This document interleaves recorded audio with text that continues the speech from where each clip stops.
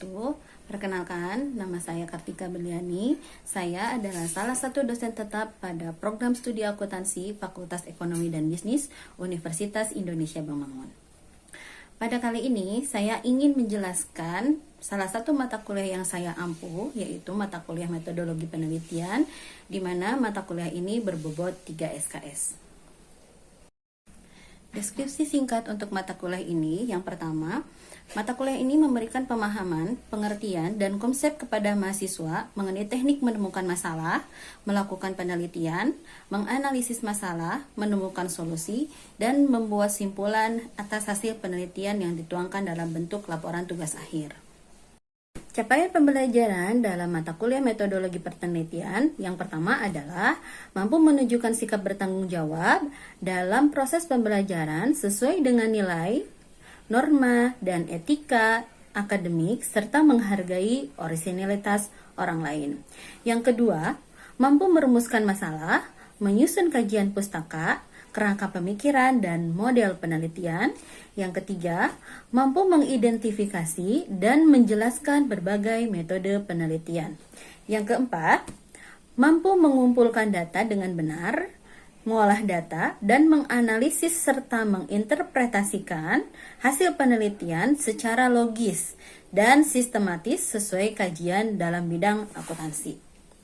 Yang kelima, mampu menyusun proposal penelitian, memahami teknik presentasi, menyusun laporan penelitian, dan mengunggahnya ke dalam jurnal atau mempublikasikan penelitian tersebut.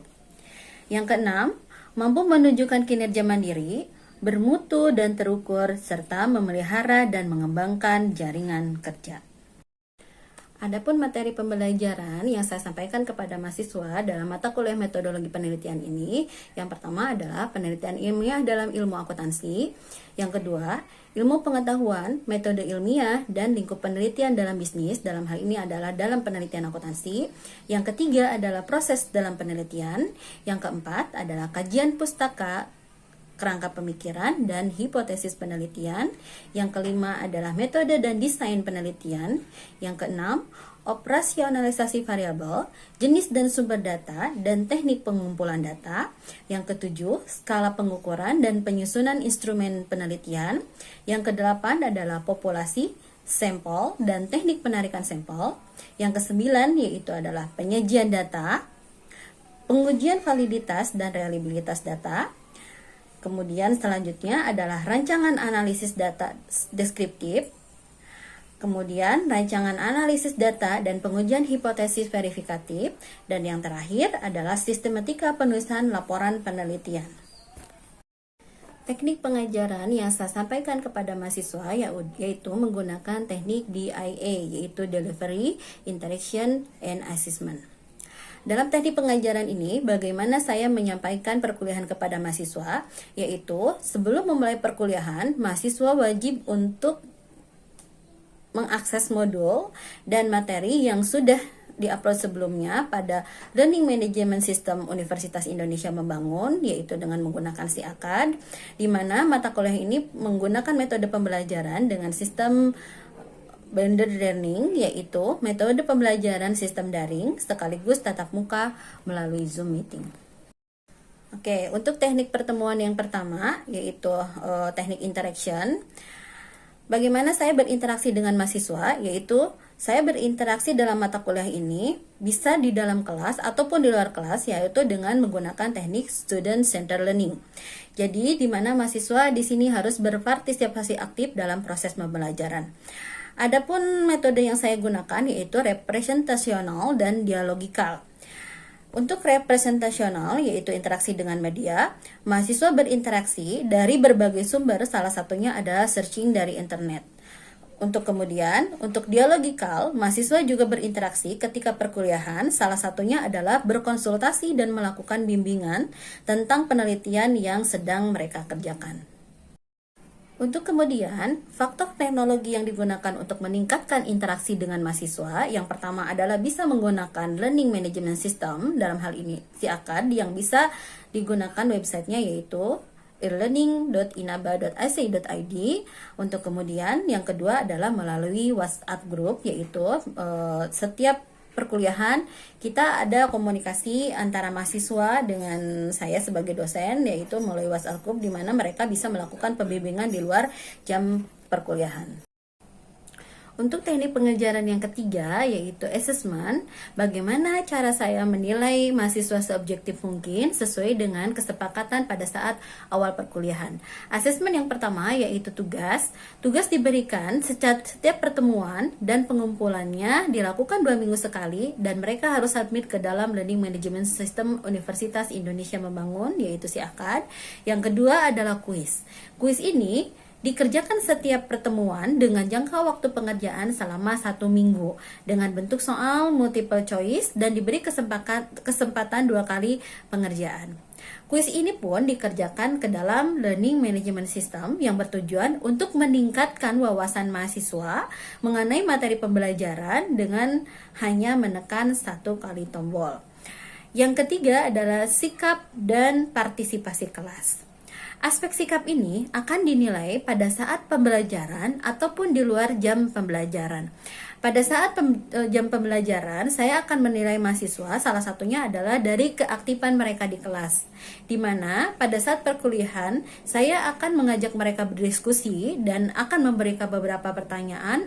Kemudian, dari hasil diskusi atau pertanyaan-pertanyaan yang saya ajukan, ketika mereka bisa menjawab atau mereka mengungkapkan pendapatnya, saya akan memberikan poin-poin yang mereka harus kumpulkan sampai dengan selesai perkuliahan. Nanti poin-poin tersebut saya akan akumulasikan pada saat akhir perkuliahan untuk kemudian menambah nilai mahasiswa pada saat akhir perkuliahan. Sedangkan di luar jam pembelajaran, saya akan menilai mahasiswa dari segi keaktifan dalam bimbingan proposal penelitian yang dibuat dalam mata kuliah metodologi penelitian ini. Kemudian mereka pun harus bertanggung jawab dengan pengerjaan tugas kuis yang telah disepakati di awal perkuliahan. Untuk aspek penilaian tugas, kuis, sikap, dan partisipasi kelas ini saya beri bobot 40%. Kemudian selanjutnya asesmennya yaitu UAS, UTS. UTS ini akan dikerjakan pada pertemuan ke-8, di mana bobot untuk UTS ini adalah sebesar 30%. Dan yang terakhir, asesmen yang terakhir adalah UAS. UAS ini dikerjakan pada pertemuan ke-16 dan bobot yang diberikan untuk penilaian UAS ini sebesar 30%. Untuk selanjutnya, saya akan menampilkan bagaimana cara saya berkomunikasi dengan mahasiswa atau memberikan materi pembelajaran ketika perkuliahan kepada mahasiswa dalam video berikut ini. Gimana semuanya sehat kabarnya? Alhamdulillah Bu sehat. Oke.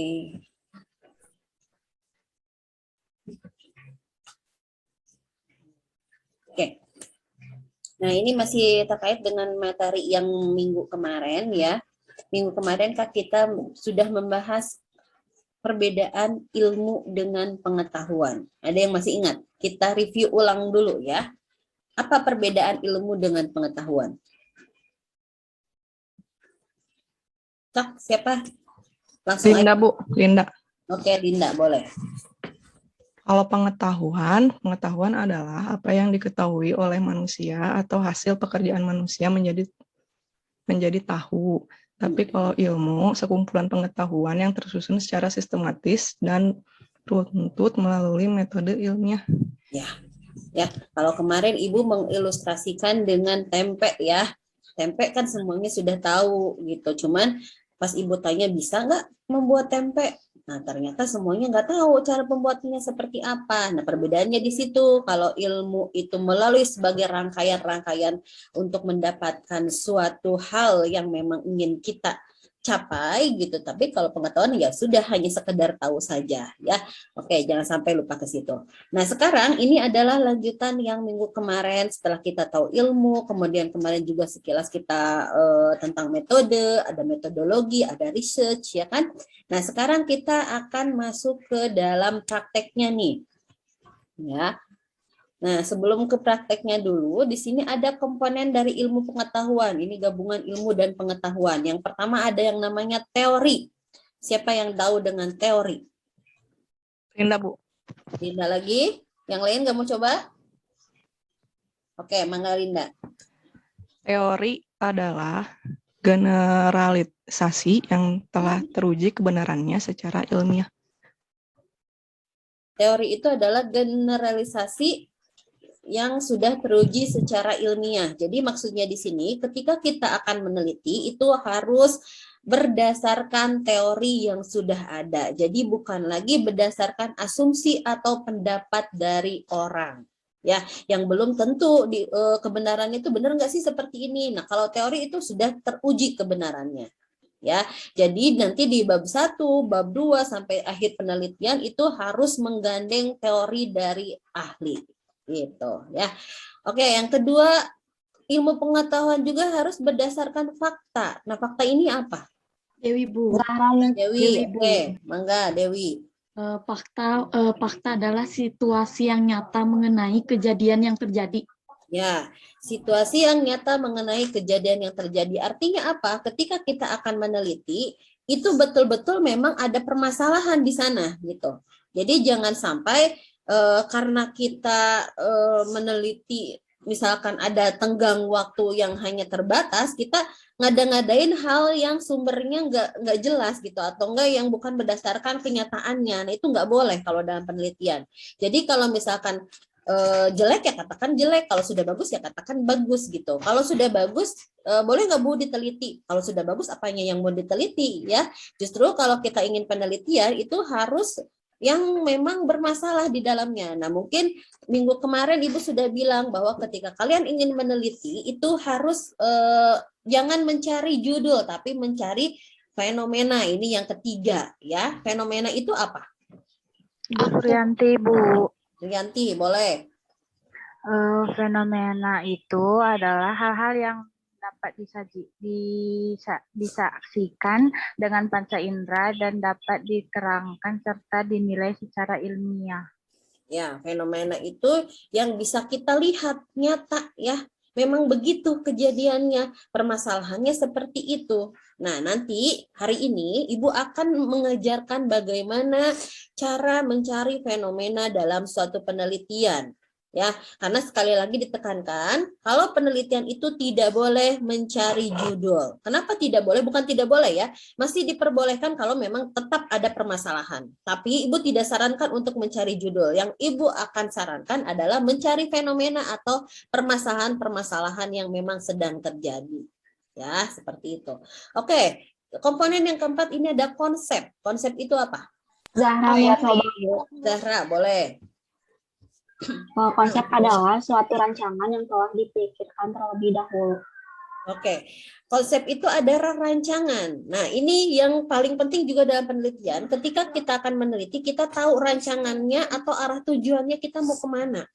Gitu. Jangan sampai kita tidak tahu nih nanti diapakan ini yang fenomena yang saya temukan itu mau diapain gitu. Jangan sampai seperti itu. Jadi harus mengkonsep setelah kita tahu permasalahannya ada di mana, baru kita bikin rumusan permasalahan. Rumusan masalah itu ada pertanyaan-pertanyaan yang ingin kita pecahkan dari fenomena yang sudah ada. Ya. Oke, kita lanjut. Sebentar, aduh, ini suka nggak bisa gerak. Oke, selanjutnya.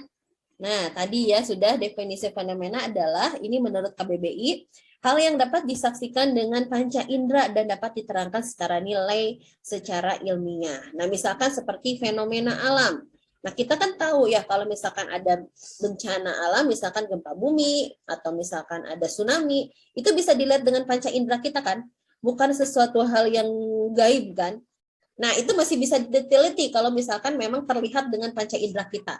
Nah, Bu, saya ingin melihat nih, misalkan hal-hal yang di luar akal panca indera manusia. Misalkan kalian ada yang punya indera keenam. Itu bisa disebut dengan fenomena nggak? Enggak. Seperti itu. Enggak, karena kenapa? Tidak semua orang memiliki panca indera keenam gitu. Yang bisa lihat cuma dia aja gitu. Ya, mungkin ada orang yang tidak apa namanya? Tidak percaya dengan hal-hal yang seperti itu. Misalkan saya bilang, saya melihat loh di belakangnya Linda ada sesuatu. Nah, Linda percaya nggak dengan omongan saya? Mungkin saja Linda nggak percaya gitu. Karena Linda sendiri tidak melihat. Atau teman-teman yang lain lihat nggak? Ternyata nggak lihat. Nah, itu tidak bisa diteliti kalau hal-hal gaib seperti itu ya. Nah, yang kita harus cari fenomena di sini adalah yang memang sudah terlihat dari panca indera kita sebagai manusia. Ya, oke. Nah, di sini ciri dari fenomena pertama adanya gap. Apa gap itu? Apa yang tahu? Gap. Pernah mendengar istilah gap?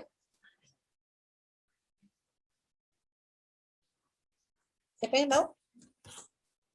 Apa yang dimaksud dengan gap? Oh, yang lain. Ini baru 4 nih yang dapat poin. Ada yang baru gabung hari ini enggak? Ada Ibu Intan. Ada, Bu. Intan? Bu. Baru masuk hari Sama ini Nur banget? Afifah, Bu. Iya, Bu. Kenapa minggu kemarin nggak masuk? Oke, Aku ini pindah Ibu jadwalnya. jadwalnya pindah. Awalnya siapa? Pak Denny? Iya, sama Pak Denny, Bu. Oke, nggak apa-apa. Nanti yang apa namanya yang baru pindah hari ini, yang sesi kemarin ya kan ada tugas masih bisa dilakukan. Cuman untuk kuis mungkin udah ditutup karena 1 minggu ya. Jadi Ibu pengen lihat dulu nih berapa orang yang belum mengerjakan kuis di kelas Ibu karena nanti harus ada akumulasi. Mungkin nanti Ibu buka lagi untuk jadwalnya. Gitu. Tapi cuman 1 hari. Bisa kan? Ngisi kuis kan cuma 5 soal lah. Ya. Nanti isi lagi. Kemarin aku udah ngisi, Bu. Oh udah, alhamdulillah kalau udah ngisi. Takutnya baru banget gitu. Baru banget ngebuka, kalau udah ditutup nanti Ibu bukain lagi. Udah ada, Bu. Oke, sip. Oke, adanya gap itu apa? Jarak bukan, Bu, gap tuh. Jarak apa? Jarak Di antara kita. Apa? Jarak apa? celah gitu. Celah apa? Jangan setengah-setengah dong, Lin. Jarak, celah. Apalagi ayo yang lain. Ayo jangan takut salah ya. Kalau sama Ibu mah yang penting ngomong dapat Kesenjangan, poin. kan, Bu? Apa Tisha? Kesenjangan yang Ya, terjadi di antara oke. teori dan fakta. Kesenjangan ya. Jadi gap itu adalah adanya perbedaan antara harapan dengan kenyataan atau rencana dengan kenyataan. Nah, ini bisa dijadikan fenomena. Misalkan seperti apa? Misalkan kalau kalian melihat nih kalau pernah lihat SUP ya atau pernah lihat file UP kalau main di prodi ya, baik itu yang manajemen atau akuntansi ya. Jadi di situ ada misalkan penelitiannya tentang laporan keuangan misalkan ya atau tentang kinerja keuangan. Nah, di situ ada misalkan ketika misalkan ROA-nya naik misalkan ya, kita bandingkan dengan struktur modal misalkan. ROA-nya naik, struktur modalnya itu harusnya naik atau turun menurut teori. Nah, kita harus menggait teorinya siapa. Kalau misalkan harusnya turun, ternyata kenyataannya itu naik, nah di situ ada gap, ada perbedaan. Ya, atau misalkan yang MSDM, yang MSDM itu misalkan ketika kinerja misalkan perusahaan itu sudah memberikan memberikan kepuasan kepada karyawannya secara baik, tapi kinerja karyawannya itu malah turun misalkan. Itu kan ada perbedaan, ada gap. Kenapa? Padahal udah fasilitasnya udah dipenuhi, gajinya juga bagus, tapi kinerja karyawannya kenapa malah menurun? Nah, misalkan seperti itu. Atau yang pemasaran nih. Pemasaran misalkan ada suatu produk nih, kualitasnya itu bagus, tapi tidak diminati sama konsumennya. Nah, harusnya kalau mempunyai kualitas yang bagus, itu akan meningkatkan dari segi penjualannya. Misalkan seperti itu. Nanti banyak ya. Jadi intinya gap di sini adalah kalian harus mencari bagaimana harapannya, dengan kenyataannya. Apakah ada perbedaan atau tidak? Nah, kalau ada perbedaan atau berbanding terbalik, itu namanya gap. Ada permasalahan. Itu bisa diangkat menjadi penelitian. Ya. Oke, yang kedua adanya perbedaan teori dengan praktek. Nah, ini seperti apa? Ini sama hal dengan tadi gap. Ya, yang Ibu contohkan tadi penelitian BEI. Misalkan ketika ROA-nya turun, nah misalkan si struktur modalnya harus naik atau turun.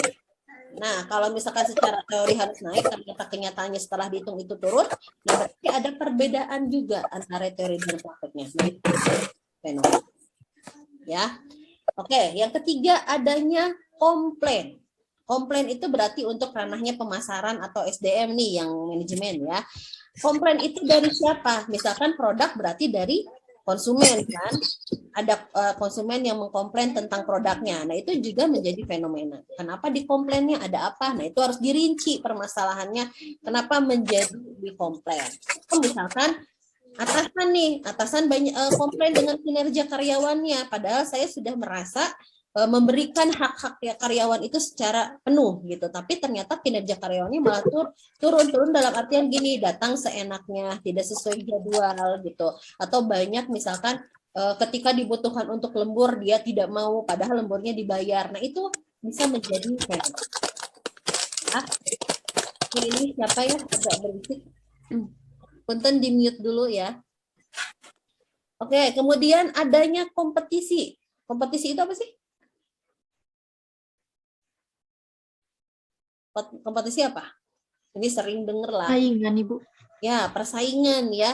Kompetisi misalkan antar perusahaan yang bergerak dalam bidang yang sama. Nah, Demikian penjelasan salah satu mata kuliah yang saya ampu, yaitu metodologi penelitian. Terima kasih atas perhatiannya. Wabillahi taufiq wal hidayah. Wassalamualaikum warahmatullahi wabarakatuh.